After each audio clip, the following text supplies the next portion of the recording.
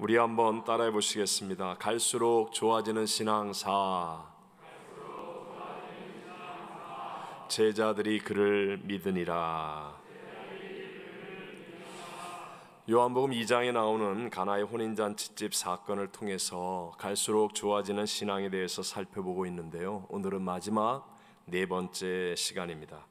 예수님은 유대인들에게는 제일 크고 중요한 혼인잔치집에서 첫 번째 표적을 행하셨습니다. 예수님의 육신의 어머니 마리아는 예수님과 제자들과 함께 이기주의를 이기는 사랑의 관계로 문제와 어려움을 만난 혼인잔치집에 함께 했습니다. 예수님이 하나님의 아들임을 알고 있는 마리아를 통해서 예수님은 단순히 손님이 아니라 그 상황을 주관하는 주님, 주인이 되셨습니다. 그리고 하인들은 예수님이 무슨 말씀을 하시든지 그대로 순종으로 행함으로 물이 변하여 포도주가 되는 놀라운 기적이 일어났습니다. 예수님 때문에 문제와 낭패를 만난 혼인잔치집은 오히려 처음보다 나중으로 갈수록 더 좋은 포도주를 맛보며 모두가 다 큰 기쁨 가운데 거하게 된 것이었습니다. 자, 오늘 성경은 예수님께서 행하신 이 기적을 첫 표적이라고 말씀하고 있습니다. 표적이라고 번역된 헬라어 세메이온이라는 말은요, 쉽게 한마디로 얘기하면 사인이라는 뜻입니다. 한국에서 미국 관광을 오신 분이 헐리우드를 보고 싶었어요. 그런데 우리 교회 앞에 보면 이 길 이름이 뭐예요? 헐리우드 사인판이 딱 있잖아요. 그러더니 그 사인판을 보며 헐리우드를 봤다 그러고 돌아갔어요. 제대로 본 거예요, 아니에요? 아니죠. 그 사인판이 가리키는 그곳으로 향해 가서 거기서 헐리우드를 보라라는 뜻이죠. 여러분, 손가락으로 하늘의 달을 가리키면 손가락과 달, 그 두 가지 중에서 무엇을 바라봐야 합니까? 그래도 가까운 손가락이 나아요? 달을 바라보라는 것 아니겠습니까? 마찬가지로 물이 변하여 포도주가 된 것을 표적이라고 말하는 것은 포도주를 보라는 것이 아니라 그것을 행하신 주님을 바라보라. 그래서 주님이 누구인가를 깨닫게 되어라 라는 의미라는 것이죠. 그래서 오늘 본문은 이 첫 표적을 통하여 최소한 5명의 제자들이 확실하게 주님을 믿게 되는, 갈수록 좋아지는 믿음이 되었다는 것입니다. 창세기 12장에 보면 하나님이 처음으로 아브라함을 부르시고 그리고 가나안 땅으로 가라고 말씀하십니다. 그런 아브라함이 첫 번째로 경험하게 된 사건이 무엇이었습니까? 그것은 바로 가나안 땅에 갔더니 새빨갛게 타들어가는 기근으로 가득 찬 땅이라 어쩔 수 없이 인간적인 생각으로 애굽으로 내려갔다가 아내 사라를 바로왕에게 빼앗기는 사건이었습니다. 그런 위급한 상황을 만났는데, 그런데도 아브라함은 자기 목숨 하나 연명하기 위해 아내 사라를 누이라고 거짓말을 할 뿐 자기 힘으로는 아내조차도 지킬 수가 없는 그런 연약함을 체험하게 됩니다. 하지만 그날 밤에 여호와께서 사례의 일로 바로와 그 집에 큰 재앙을 내리셔서 그 해결할 수 없는 문제를 해결해 주시고, 그리고 아브라함은 사례를 되돌려 받을 뿐만 아니라 사례의 그 하나님의 역사 때문에 많은 가축과 은금을 얻기까지 하였다라고 성경은 말씀하시죠. 여러분, 이 첫 번째 메시지가 아브라함, 믿음의 조상 아브라함에게 나타났던 이 첫 번째 사건이 주는 메시지가 무엇이라고 우리 배웠습니까? 지혜롭게 거짓말을 했더니 한몫 챙기게 되었다, 뭐 이런 게 아니라 아브라함은요, 그동안은 전혀 몰랐었던 영적인 세계에 대한 문이 열리게 되었다라는 것입니다. 이제까지 아브라함은 그저 자기 이성과 자기 경험과 자기의 판단만으로 세상을 사는 것이라고 생각했었는데, 그런데 이런 위급한 상황 속에서 하나님이 역사하시는 영적인 세계가 있는 것이로구나. 내 힘으로는 아무것도 할 수 없는 상황인데도, 끝장난 것 같은 절망인데도 하나님이 역사하시니까 모든 것이 다 합력하여 이렇게 선이 되는구나 라는 것을 확실하게 표적으로 체험하게 된 거예요. 그래서 그 이후로부터는 이 표적으로 말미암아 아브라함은 하나님은 죽은 자를 살리고 없는 것을 있는 것처럼 부르시는 분이라는 이 믿음의 삶으로 변화를 이루게 되었다라는 것이었습니다. 그렇다면 여러분, 오늘날 신앙생활을 하고 있는 저와 여러분에게 나타나는 표적은 무엇입니까? 우리는 약 4,000년 전 아브라함처럼 하나님이 직접 개입하신 어떤 표적이나 아니면 2,000년 전 가나의 혼인잔치 집과 같은 표적이 우리들에게는 도대체 어디에 있는 것입니까? 어떻게 우리 모든 보편적인 신앙생활을 하는 사람들이 정말 갈수록 좋아지는 믿음의 표적을 체험할 수 있겠습니까? 오늘날 우리들에게 가장 확실한 표적은 바로 성령님을 체험하는 것입니다. 다시 한번, 오늘 우리들의 가장 확실한 표적은 무엇을 체험한다고요? 성령님을 체험하는 것입니다. 예수님께서 이제 예수님 확실히 믿고 따르고 있는 제자들에게 가르치실 때, 진리를 가르치실 때 예수님께서 떠나가는 것이 너희에게 유익이라고 말씀하시죠. 아니, 예수님 한 분을 바라보고 집을 버리고 배를 버리고 가족을 버리고 예수님과 함께 동행하기 위해 나온 제자들에게 어떻게 예수님이 떠나가는 것이 더 유익이라고 말씀하실 수가 있습니까?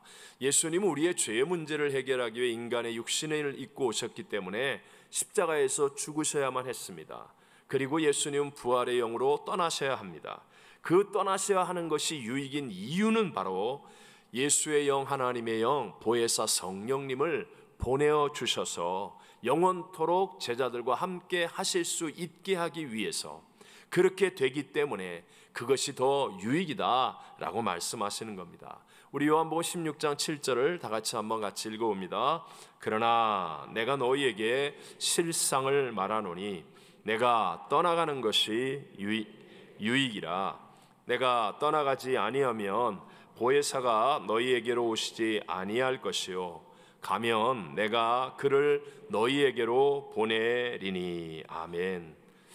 사실 이 말씀을 하시고 제자들과 함께 했던 예수님과 함께 했던 그 제자들은요, 다 예수님을 부인하죠. 예수님 십자가에서 죄사함의 사역을 완성하시면서 죽으실 때 제자들은 한결같이 다 예수님을 부인하고 저주하고 도망치는 그런 실패자의 연약한 패배자의 모습이었습니다. 그런데 정말 마가 요한의 다락방에 모여서 예수님이 하신 약속의 말씀을 붙들고 간절히 기도하던 중 성령으로 충만함을 체험하게 되지요. 성령의 표적을 체험한 것입니다. 그리고 이 한 가지의 사건으로 말미암아 모든 것이 다 바뀌어 버리고 말았습니다. 예수님을 십자가에 못 박았던 예루살렘의 사람들을 향하여서 이전까지의 두려움은 다 이겨내고 담대하게 나가서 복음을 외쳤습니다. 위대한 복음의 증인으로 이 연약한 제자들, 실패했던 제자들이 위대한 하나님의 새 역사를 만들게 되더라는 것입니다. 이유는 하나입니다. 성령님이 그들과 함께 계셨기 때문인 줄로 믿습니다. 필립 얀시의 책 아무도 말해주지 않았던 것들에 나오는 이야기로 전에 한번 나누었던 내용입니다. 큰 핵 잠수함이 좌초되어서 심해 깊은 바다에 침몰이 되니까, 그러니까 그 수압에 의해서 10cm가 넘는 그 철판들이, 잠수함을 이루고 있는 철판이 휴지 조각처럼 구겨져 있는 것을 발견합니다. 보통 잠수함이 200m에서 300m 내려가고요, 핵잠수함은 700m까지 내려간 기록이 있습니다. 그게 최고의 기록입니다. 그러니까 수압을 견뎌낼 수가 없는 거예요. 이 핵잠수함이 침몰이 돼서 더 밑으로 내려가니까 휴지처럼 구겨져요. 그거를 조사하기 위해서 이 강철 원형 통을 만들어서 무려 30cm의 철판으로 만든 이 강철구를 넣어서 관찰을 했어요. 근데 핵잠수함은 휴지처럼 구겨졌는데 그곳에서 예쁜 물고기들이 유유하게 헤엄치고 있는 것을 보고 다들 놀랐다는 거예요. 아니, 10cm가 넘는 철판은 휴지처럼 구겨지는데 저 얇은 살가죽의 부드러운 모습의 물고기들은 어떻게 수압을 견디는 것이겠습니까? 그것은 바로 외부에서 주는 압력과 물고기 내부의 압력이 같기 때문인 것입니다. 자, 여러분, 요한복음 14장 16절 17절을 한번 읽어보겠습니다. 내가 아버지께 구하겠으니 그가 또 다른 보혜사를 너에게 주사 영원토록 너희와 함께 있게 하리니 그는 진리의 영이라. 세상은 능히 그를 받지 못하나니 이는 그를 보지도 못하고 알지도 못함이라. 그러나 너희는 그를 아나니 그는 너희와 함께 거하시며 또 너희 속에 계시겠음이라. 아멘. 성령님이 어디에 계신다고요? 내 속에, 내 속에. 하나님의 영, 예수님의 영, 성령님은 문제보다 크십니다. 대적보다 크십니다. 질병과 사망보다 크십니다. 여러분, 그분이 내 속에 계시기 때문에 우리가 어떤 압력을 받아도요, 어떤 무지막지한 압력이 내게 쏟아진다 할지라도 내 속에 계신 성령 하나님이 그 압력을 이겨낼 수 있는 힘을 주시기 때문에 우리는 물고기처럼, 수압을 이겨내는 물고기처럼 유유하게 헤엄치면서 이 마지막 시대의 삶에 찬양하고 기뻐하고 기도하며 문제 속에서도 승리의 환호를 외치는 사람들이 될 줄로 믿습니다. 남미에서 사역할 때 너무 힘든 상황으로 극심한 고통 가운데 빠진 한 고등학생 자매가 있었습니다. 아버지가 사실 굉장히 강압적이고 독선적인 거의 파쇼 기질이 있는 분인데 돈만 아는 그런 좀 분이셨어요. 근데 이 자매가 중학생일 때 엄마가 견디다 못해서, 아버지를 견디다 못해서 한국으로 도망을 가버리셨습니다. 이 자매는 유일하게 자기 편이 되어주시는 할머니만 의지하고 견뎌나가는데 자기 오빠가 커가면서 아버지와 거의 매일 부딪히며 싸우는 거예요. 급기야는 집안에서도 막 폭력으로 막 경찰이 오고 난리가 일어나기가 일쑤였었습니다. 거기다 아버지가 이제 새엄마와 어린 아이까지 데리고 들어와서 자기는 완전히 이 천덕꾸러기 같은 신세가 되어버리고 말았습니다. 근데 그 자매가 나중에 알았지만 가방에다가 칼을 넣고 다니면서 죽이든지 죽든지 하겠다고 악에 받쳐있던 그런 중에 우연히 친구와 함께, 우리 교회를 나오는 친구와 함께 교회를 찾아오게 되었습니다. 그때는 교회에서 일주일에 뭐 3일에서 4일 정도씩 이게 청년 학생들이 매일 철야 기도를 하고 있었던 때였는데 그날 자매가 온 날도 그런 날이었어요. 길거리에서 파는 이 장작으로 구운 통닭이 가장 싼 음식이고 배를 채워줄 수 있는 음식이었습니다. 그래서 그걸 사다가 정말 맞바람에 개눈 감추듯 우리 청년과 다 같이 먹어치우고 이제 성전 바닥에다가 매트리스를 여러 장 깔고 그리고 이제 앉아가지고 찬양을 부르고 이제 기도를 하는 거예요. 이 자매도 따라왔다가 옛날에 교회를 다닌 기억도 있고 또 통닭도 같이 먹었으니까 집에 가기도 싫고 그래가지고 거기 끝에 앉아가지고 찬양을 부르는데 같이 이렇게 찬양도 부르더라고요, 보니까. 근데 기도를 하는데 한 번씩 이렇게 보면 전혀 기도를 하지 못하는 거예요. 딴짓만 하는 거예요. 그런데 그 다음날 기도회도 나오고 그 주일날 예배도 나오고 그러면서 한 주간 이렇게 지났는가. 근데 언제부터인가 이 자매가 같이 기도를 하기 시작했어요. 그러다가 어느 날은 막 눈물을 흘리면서 정말 통곡하면서 회개하며 기도하고 그러더니 성령 세례를 받고 방언이 터지면서 기도하게 되었어요. 그 다음부터는 얼마나 이 자매의 기도 소리가 큰지 놀랄 정도였었습니다. 그리고 자매의 상황은 하나도 바뀌어진 게 없습니다. 여전히 아버지는 그랬고 오빠는 거칠게 싸웠고 할머니는 예수를 믿고 돌아가셨지만 이제 할머니도 안 계시게 되었고 그런데도 불구하고 이 자매의 속에 정말 성령님이 충만히 임재하시니까 다 이겨내더라는 거예요. 여러분, 예수 그리스도를 구세주로 믿는 저와 여러분은요, 환경 때문에, 상황 때문에, 누구 때문에 아니면 내 약함 때문에 패배하는 것이 아님을 아셔야 합니다. 내 안에 계신 성령으로 충만하지 않기 때문이라는 거예요. 예수를 믿는 우리들에게는 이미 성령을 보내어 주셨습니다. 우리가 성령으로 충만하면 세상의 어떤 상황, 어떤 문제, 어떤 대적, 나의 어떤 연약함이라도 능히 극복할 수 있는 하나님의 것들이 우리 안에 채워지게 됨을 믿는 자가 되시기를 바랍니다. 여러분이 만약에 지금 목마르다고, 갈증이 아주 심하다고 한다면 여러분 물을 그림책이나 사진으로 보기만 하면 해결되겠습니까? 아니면 물에 대해서 분석한 글을 읽고 연구하면 여러분의 갈증이 해결되는 것입니까? 아니죠. 물을 마셔야만 해결되는 거 아니겠습니까? 예수님만이 유일한 인생의 해답입니다. 예수님만이 길과 진리와 생명이십니다. 근데 우리는 맨날 예수님을 그림책 보듯이 보고만 있습니다. 여러 책을 읽고 분석하고 knowing about Jesus예요. 예수님에 관해서만 연구만 하고 있습니다. 그것으로 해결이 될까요? 해결 안 됩니다. 물을 그림책으로 보고 사진으로 보는 거하고 뭐가 다릅니까? 물을 분석하고 연구하고 있는 것과 뭐가 다릅니까?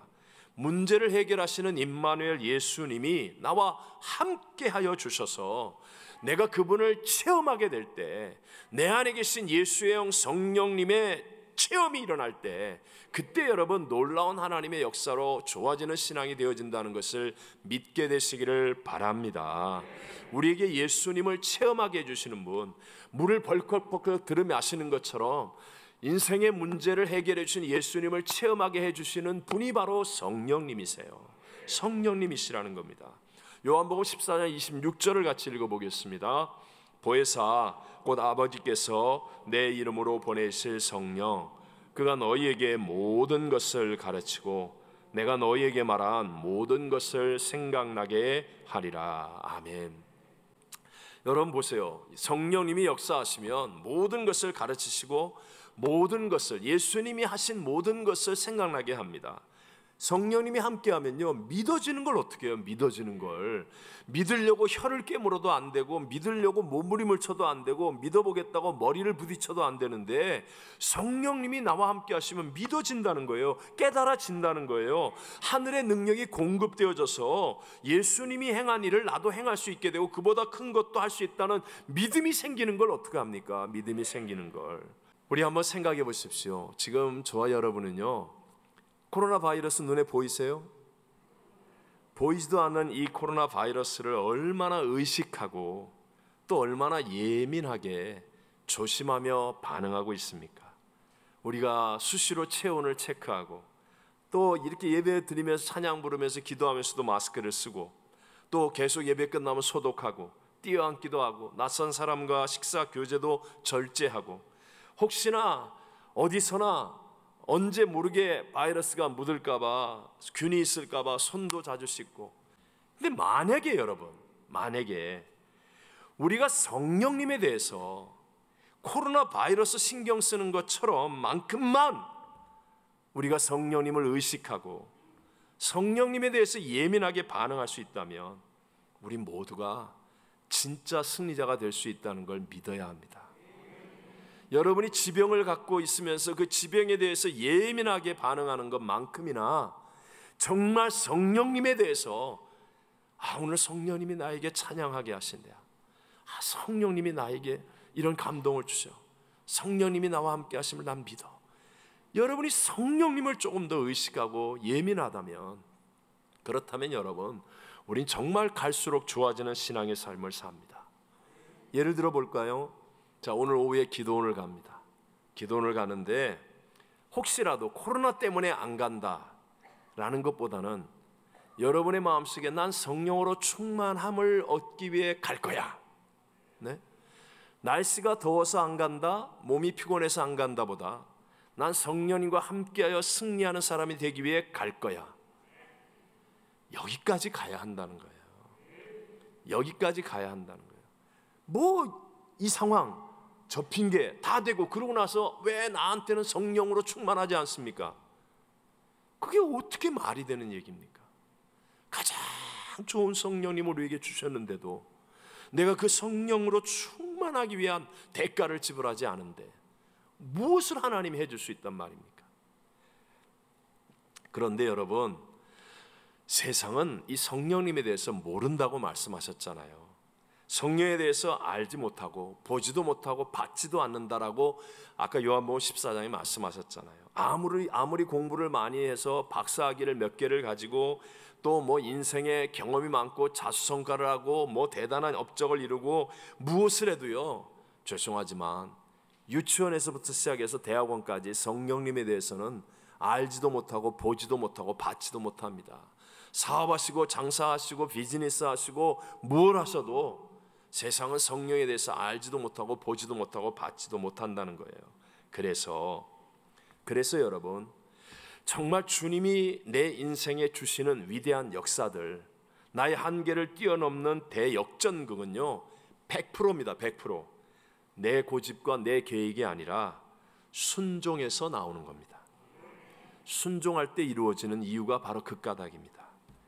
항상 나다이, 내 뜻, 내 고집을 꺾고 하나님 말씀을 순종할 때, 그때 세상이 알지 못하고 내가 세상에서 경험하지 못했던 그런 성령님의 인도하심이 나타나게 되고, 그로 말미암아 내가 아니라 하나님이 하시는 진짜 물이 변하여 포도주가 되는 것 같은 내 인생이 갈수록 좋아지는 위대한 역전승을 경험하게 되는 것입니다.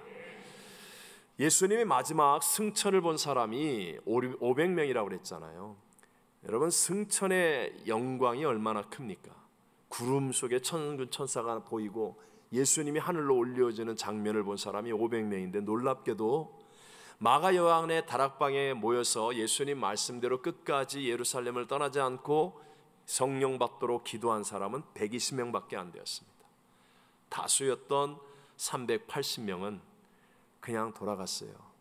날씨가 너무 더워서, 또 너무 바빠서, 일이 많아가지고, 자식 장가가고 딸 시집 가는데 준비할 게 많아가지고, 내가 고혈압 약을 안 가져와가지고, 코로나 바이러스가 요새 유행해서 사람 많이 모이는데 가지 말라고 그래가지고, 어쨌든 380명은 돌아갔어요. 120명만. 그들도 자기의 이성과 경험으로는 받아들이기 어려워요. 예수님을 십자가에 못 박아 죽인 두렵고 떨리는 예루살렘에 거기에 머물러 있다는 건 자기의 생각과 자기의 뜻으로는 받아들일 수 없는 일이에요. 그런데도 자기를 쳐서 자기의 뜻과 생각을 꺾고 하나님을 순종하여 그 마가 요한의 다락방에 모여 일심으로 간절히 기도하던 중에 그들이 바로 성령으로 충만해졌다는 것입니다. 우리가 잘 아는 구약의 다니엘은 늘 기도 속에서 하나님의 영이 충만했던 사람 아닙니까? 그러니까 10배의 지혜를 가지고 그 이방 민족 속에서 식민지 포로 출신이 가장 높은 자리에서 가장 오랫동안 가장 위대한 일을 이루었던 사람입니다. 하지만 모함하는 사람들에 의해서 사자굴에 들어갈 때 그 이유가 딱 하나 아닙니까? 기도 때문에. 기도하다가 사자굴에 들어갑니다. 그런데 그 일로 인해서 인간이 상상할 수 없는 가장 큰 역사적 반전이 일어나게 되지 않습니까? 하나님께 자신의 삶을 맡겼던 다니엘은 산 사자 모피에 둘러싸여서 평안하고 따뜻한 밤을 보내고, 자기들의 꾀와 모략을 가지고 다니엘을 모함했던 사람들은 오히려 사자굴에 던져져 발이 땅에 닿기도 전에 사자들의 밥이 되어버리고 말았습니다. 그 사건으로 인하여 왕이 변하고 국가가 변하고 이스라엘이 포로에서 귀환되어지는 발판이 만들어지는 엄청난 하나님의 역사가 일어나게 되는 것입니다. 자, 보십시오. 저와 여러분이 생각해도, 아니, 기도하는 사람이 사자굴에 안 들어가는 것이 좋지. 아니, 우린 결과를 아니까 하는 얘기지만, 아니, 기도 열심히 하고 하나님을 순종했는데 모함을 받아서 사자굴에 던져지는 게 그게 어찌 우리가 받아들일 수 있는 일입니까? 하지만 들어가게 하시는 것도 주님이라고 믿고 맡기는 거예요. 자기의 뜻과 생각을 꺾고 믿고 맡기고 순종하니까, 그러니까 인간이 이룰 수 없는 하나님의 대반전이, 위대한 하나님의 새 역사들이 일어나게 된 것인 줄로 믿습니다. 어제 설교를 준비하다가 제 아내와 전화 통화를 하면서 옛날 성도 한 가정을 생각했었습니다. 그 가정의 남편은요, 덩치가 아주 커요. 저보다도 훨씬 크고 힘도 아주 센 분입니다. 근데 술을 좋아하시고 일을 잘 안 하세요. 아내가 되시는 분은 정말 너무 대조적으로 너무너무 조용하세요. 그리고 너무너무 성실하신 분이었어요. 이분 아내가 혼자 브라질과 파라과이를 버스로 이렇게 오가면서 보따리 장사를 하시는데 얼마나 어려운 일이었겠습니까? 그런데 이제 집에만 오시면 열심히 교회 와서 기도를 하시는 분이셨습니다. 근데 얼마나 조용한 분인지, 이분이 처음 성령 세례를 경험할 때도 보통 사람들이 다 옆에 사람들이 알고 표시가 나는데 이분은 너무 조용하게 조곤조곤 기도를 해가지고요, 방언 기도하는 것을 거의 옆에서 못 들을 정도였었습니다. 근데 이 남편 되시는 분이 자기 아내가 교회에 나가서 기도를 오래 하는 것을 아주 싫어했습니다. 저와도 그 전에 몇 번의 접촉이 있었는데 정말 아주 막무가내예요. 막 버릇이 없고 막무가내예요. 한 번은 이 아내 집사님이 이제 돌아와서 집에서 금요일 예배에 나오려고 하는데, 근데 남편이 아주 사납게 교회를 못 가게 하는 거예요. 그런데 그 조용한 여집사님이 그날따라 기도해야 되겠다는 그 마음의 감동이 너무 커서 그냥 하나님께 다 맡기고 평소와는 다르게 용기 있게 집을 나와서 교회 와서 예배를 드렸습니다. 그러자 이 남편이 평소와 너무 다른 그 아내에게 충격을 받고 뒤를 따라온 거예요. 근데 말씀을 마치고 합심 기도를 하는 시간에 성령께서 이 남편을 터치해 주셨어요. 그때가 새 성전에 입당하고 얼마 안 됐을 때인데, 그래서 새 성전의 긴 장의자, 그걸 맞춰 가져다 놓았거든요. 그래서 기억이 나는 거예요.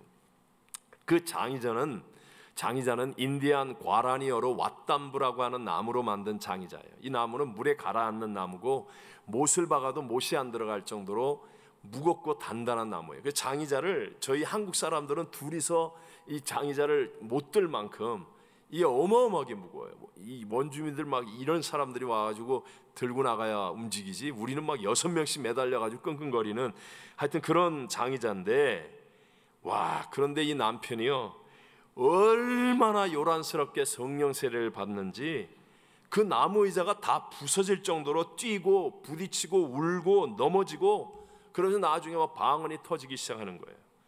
그리고 난 다음부터 순한 양 같지는 않았지만 그래도 그 전에 사실 이분이 저를 돌로 치려고 그랬거든요. 돌로 치려고 그렇게까지 했던 모습은 온데간데 없어지고 정말 고분고분하게 말을 잘 듣는 그런 성도로 변화되었습니다. 그 조용한 여집사님이 정말 자기 생각과 자기의 두려움을 하나님께 다 맡기고 죽으면 죽으리라 그러면서 성령님을 순종할 때 일어난 기적이었습니다. 세상은 알지 못하고 받지 못하는 그 성령님은 바로 지금 우리 가운데 지금도 함께하고 계신 줄로 믿습니다. 내 힘으로 사는 인생이 아니라 그 성령님을 의식하고 의지하는 삶을 훈련해야 합니다. 성령께 대해서 내가 좀 더 예민해지고 세상 일을 하는 것처럼, 코로나 바이러스에 반응하는 것처럼 정말 성령님을 더 많이 생각하고 성령님의 음성에 귀 기울이고 순종해야 합니다. 그러면 함가고 공인, 함께하고 가르치시고 고쳐주시고 공급하시고 인도하시는 성령님의 표적을 체험함으로 내 힘으로 해결할 수 없는 인생 문제가 해결되고 갈수록 좋아지는 신앙이 되게 될 줄로 믿습니다.